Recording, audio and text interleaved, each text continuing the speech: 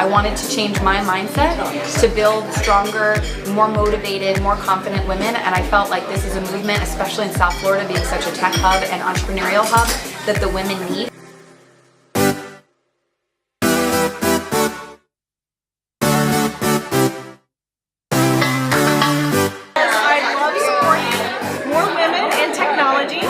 I grew up very interested in technology, but I was in an environment where I was told that women are not good at math and technology.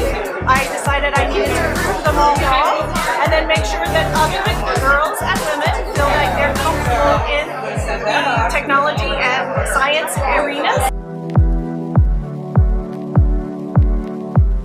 I really am passionate about bringing women together to support each other and to encourage each other.